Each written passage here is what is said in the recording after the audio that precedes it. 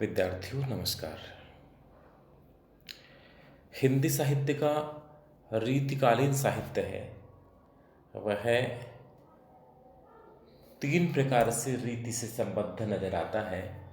एक वे कवि हैं जिन्होंने काव्य शास्त्र का निरूपण किया है, लक्षण ग्रंथ लिखे हैं, छंद अलंकार नायक नायिका भेद, काव्य के जो जो अंग या अवयव हो सकते हैं उनके सिद्धांतों का निरूपण किया है और उन सिद्धांतों के उदाहरण के रूप में अपनी कविताएं लिखी हैं। इस प्रकार के कवि रीतिबद्ध कवि हैं। दूसरी प्रकार के कवि वे थे जिन्होंने हालांकि काव्य शास्त्र संबंधी सिद्धांतों का प्रतिपादन नहीं किया अपनी रचनाओं में, लेकिन उन्होंने जो कविताएं लिखी, जो रचनाएं लिखी, उन रचनाओं में काव्य रीतियों का, काव्य के नियमों का पालन हुआ है। तीसरे प्रकार के जो कवि हैं, तीसरे प्रकार के कवियों का समूह है, वह काव्य की रूढ़ियों से पूरी तरह मुक्त है। पूरी तरह नहीं तो एक काफ़ी बड़ी सीमा तक वह काव्य रूढ़ियों से मुक्त है, इसलिए वह रीति मुक्त काव्य धारा है। कवि देव हैं, वे रीतिकाल के रीतिबद्ध काव्य धारा के प्रतिनिधि कवि हैं। केशव चिंतामणि आदि की परंपरा में वे आते हैं, भूषण आदि की परंपरा में वे आते हैं। कवि देव का पूरा नाम देवदत्त त्रिवेदी था। इनका जन्म उत्तर प्रदेश के इटावा में धूसरिया ब्राह्मण परिवार में संवत 1730 के करीब हुआ था। देव काफ़ी प्रतिभा संपन्न व्यक्ति थे और 16 वर्ष की अवस्था से ही इन्होंने काव्य रचनाएं आरंभ कर दी थी।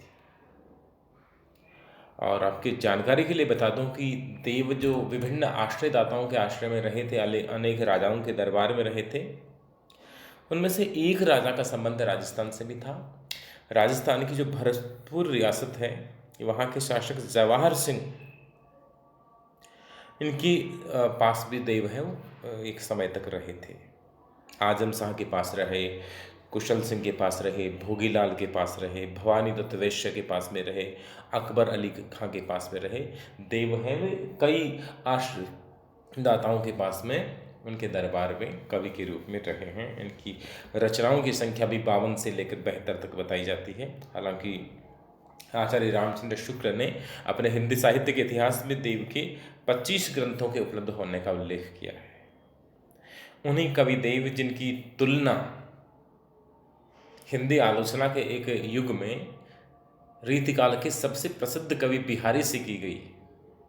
मिश्र बंधुओं ने जिसकी शुरुआत की थी और आगे चल करके पद्म सिंह शर्मा से होते हुए, कृष्ण बिहारी मिश्र से होते हुए, ये जो देव और बिहारी की तुलना का जो प्रक्रम है वो चलता रहा। उन्हीं कवि देव की कुछ रचनाएं हैं जिन्हें हम पढ़ेंगे। आइए पहला छंद हम पढ़ते हैं। जाकिन कामन क्रोध विरोध, लोभ छुए नहीं क्षोभ की छाहूं, मोहन जाहि रहे जग पाहिर, मोल जवाहिर ते अति चाहूं, बानी पुनीत जो देव धुनी, रस आरद सारद के गुण गाहूं, सील ससी सविता छविता, कविता ही रचे कविता ही सराहूं। सवैया छंद है, रीतिकाल के कवियों का प्रिय छंद। सवैया और कवित्व रीतिकाल में सबसे अधिक लिखे गए हैं। सवैया छंद ब्रज भाषा।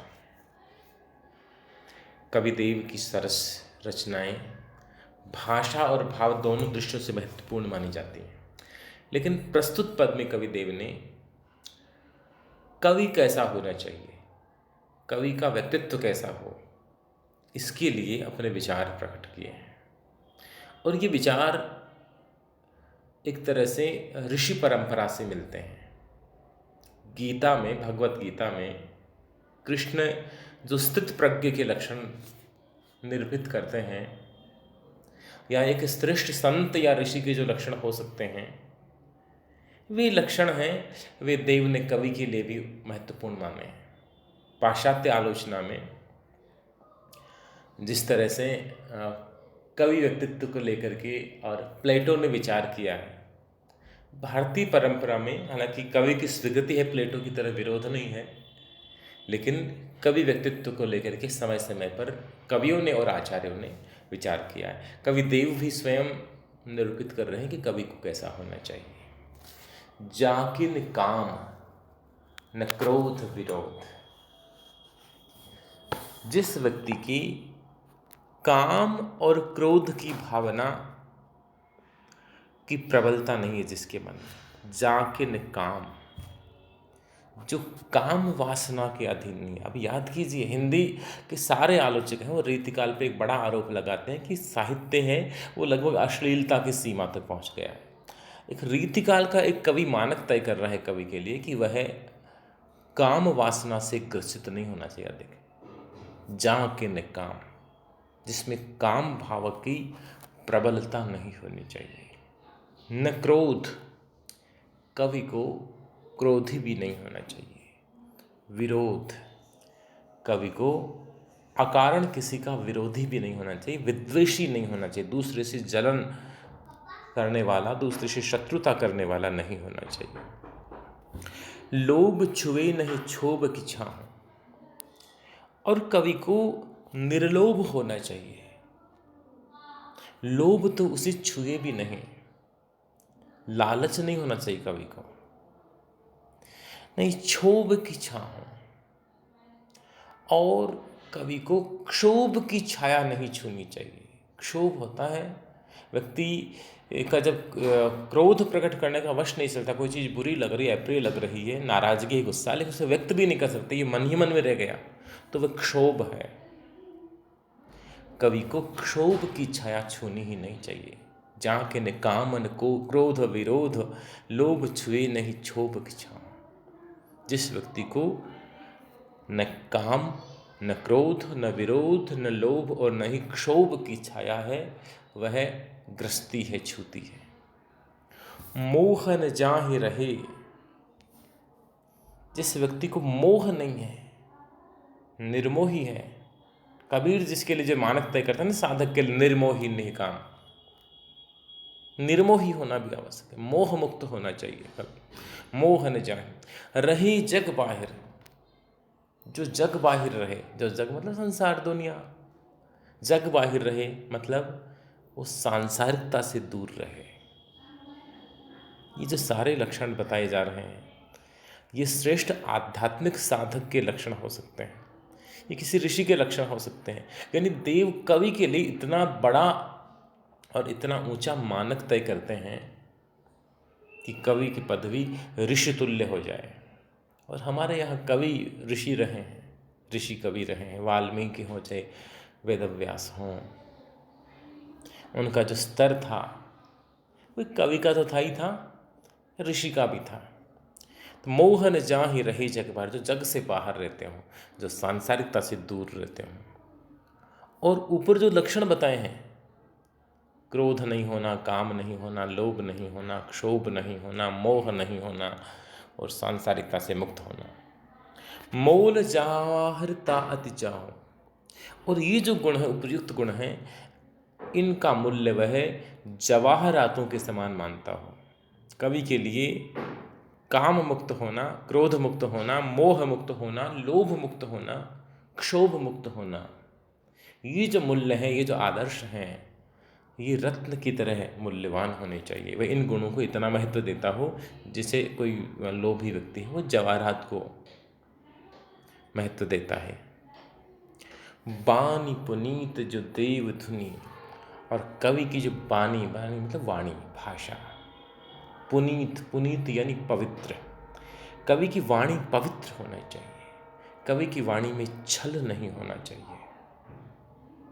जो देवध्वनि, जिस प्रकार से देवध्वनि होती है, देववाणी होती है, देववाणी है वो अकाट्य होती है, सत्य होती है, क्योंकि वह कपट रहित होती है, पुनीत होती, पवित्र होती है। उसी प्रकार से कवि की वाणी है, कवि की भाषा है, वह भी पवित्र और दिव्य होनी चाहिए। रस आरद सारद के गुण गा, और कवि की वाणी है वह दिव्य भी हो, भव्य भी हो, पुनीत भी हो, और साथ साथ में रस आरद, रसारद्र होनी चाहिए, रससिक्त होनी चाहिए, रस से भरी होनी चाहिए। कवि की वाणी है वह रसपूर्ण होनी चाहिए।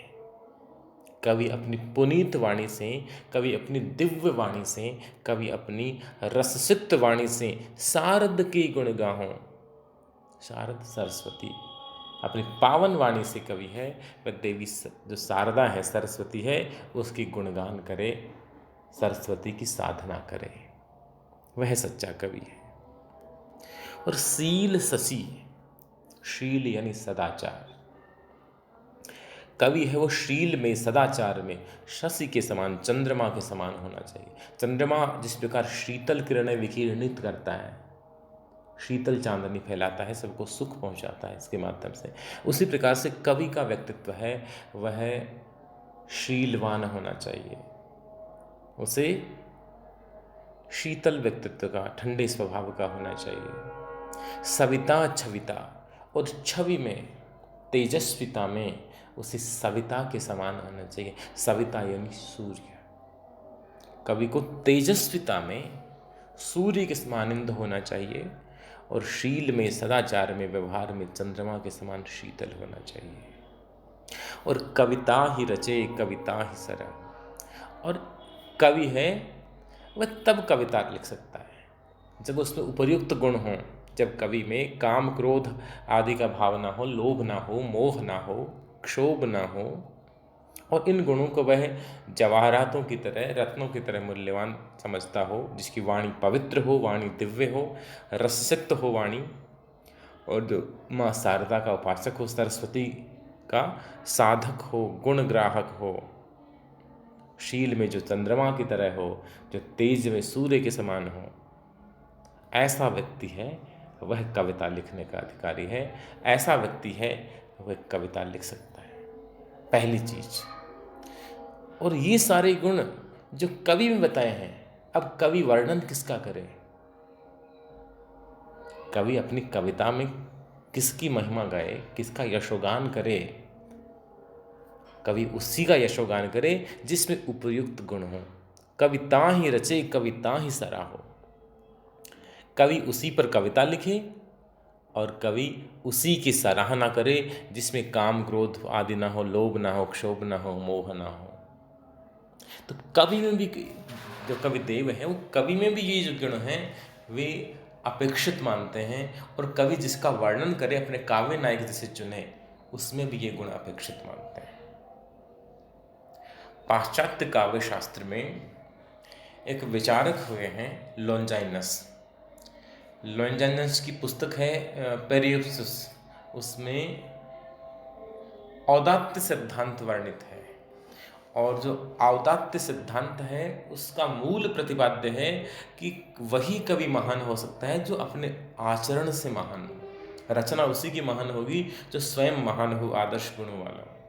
तो देव कवि के लिए इतना ऊंचा मानक तय करते हैं, तो वे एक तरह से लॉन्जाइनस की तरह मानते हैं कि कवि को स्वयं श्रेष्ठ व्यक्तित्व का धनी होना चाहिए, तब वह श्रेष्ठ कविता लिख सकता है। और इतना ही नहीं, उसका जो वर्ण्य विषय है, जिस नायक पे या जिस नायिका को लेकर वह कविता रचना चाहता है, वह भी, उसमें भी ऐसे ये सारे गुण होने चाहिए। इस प्रकार से कवि और कवि के वर्ण दोनों में कवि, जो कवि देव हैं, वो एक जो महत्वपूर्ण गुण हैं उनका अभिनिवेश चाहते हैं, उस व्यक्ति में ये सारे गुण होने चाहिए, ऐसा कवि देव चाहते हैं। इस प्रकार से कवि देव है, कवियों के लिए एक बड़ी कठिन कसौटी है, वो तय करते हैं।